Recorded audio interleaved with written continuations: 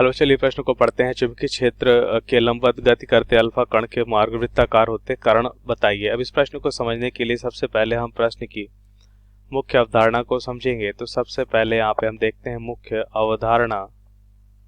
तो मुख्य अवधारणा में हम जानते हैं कि जब कोई आवेशित कण चुंबकीय क्षेत्र में गति कर रहा होता है तो उस पर चुंबकीय बल कार्य करता है। तो यहाँ पे हम लिख लेते हैं कि जब कोई आवेशित कण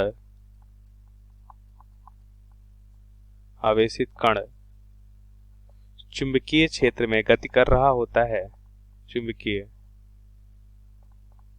क्षेत्र में गति कर रहा होता है तो उस पर चुंबकीय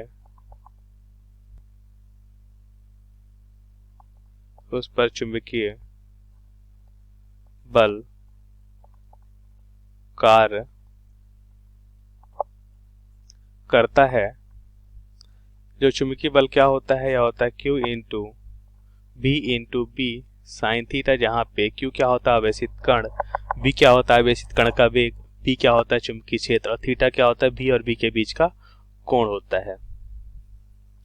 अब यहाँ पे हम देखेंगे इसकी दिशा को हम फ्लेमिंग के बाएं हाथ के नियम से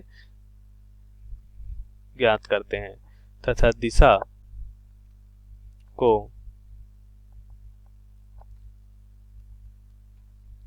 फ्लेमिंग के बाएं हाथ के नियम से ज्ञात करते हैं। अब हम उत्तर को देखेंगे। तो हमसे प्रश्न पूछा जा रहा था कि अल्फा कण है उसका मार्ग वृत्ताकार होता है, इसका कारण सहित बताना है। तो ध्यान से देखिए, यदि हम मान लेते हैं कि यह चुंबकीय क्षेत्र की दिशा है धनात्मक एक्स एक्स की दिशा में, हम मान लेते हैं चुंबकीय क्षेत्र है एक समान चुंबकीय क्षेत्र, और अल्फा कण यदि इस पर हम देखते हैं लंबवत गति करता है, मान लेते हैं भी वेग से अल्फा कण लंबवत गति करता है, तो इस पर चुंबकीय बल क्या हो जाएगा। जैसा कि मुख्य अवधारणा में देखा कि जो चुंबकीय बल क्या होता है Q भी साइन थीटा होता है। अब यहाँ पे थीटा क्या हो जाएगा, B और B के बीच का कोण, तो यहाँ पे थीटा हो जाएगा 90 डिग्री। तो हम यहाँ पे देखते हैं चुंबकीय बल हमें क्या मिलेगा, Q भी साइन 90 का मान 1 होता है, तो इसलिए चुंबकीय बल हमें मिलेगा Q भी। अब इसकी दिशा को देखते हैं फ्लेमिंग के बाएं हाथ के नियम से। तो बाएं हाथ की 3 उंगलियां अंगूठे के बाद वाली तर्जनी और मध्यिका को परस्पर लंबवत रखते हैं और अंगूठे की बाद वाली तर्जनी को चुंबकीय क्षेत्र की दिशा में और मध्यिका को वेग की दिशा में रखते हैं। मध्यिका उंगली को वेग की दिशा में रखते हैं, तो अंगूठा की दिशा हमें यहाँ पे क्या मिल रही है, तल के लंबवत अंदर की ओर।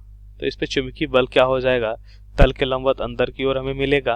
और हम देखते हैं कि यह बल वेग के लंबवत है, इस कारण से हम कह सकते हैं कि यह कण जो है वृत्ताकार मार्ग में गति करने लगता है। तो जो कण है वृत्ताकार मार्ग में गति करने लगता है।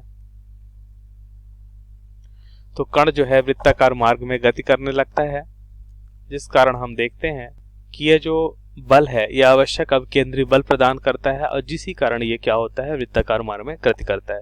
तो यहाँ पे हम लिख सकते हैं चुंबकीय बल की दिशा, चुंबकीय बल की दिशा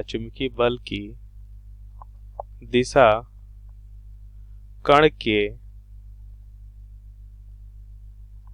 वेग के लंबवत होता है, जिस कारण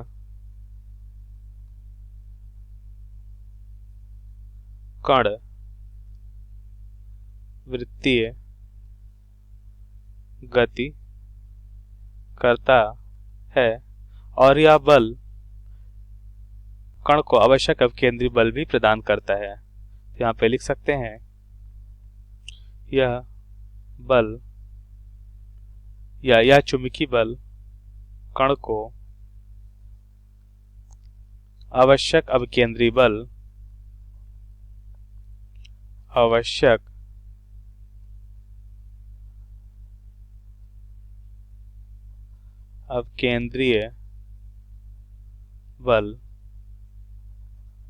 प्रदान करता है। तो ये हमारे प्रश्न का सही उत्तर है। आशा करते हैं आपको समझ आया होगा। धन्यवाद।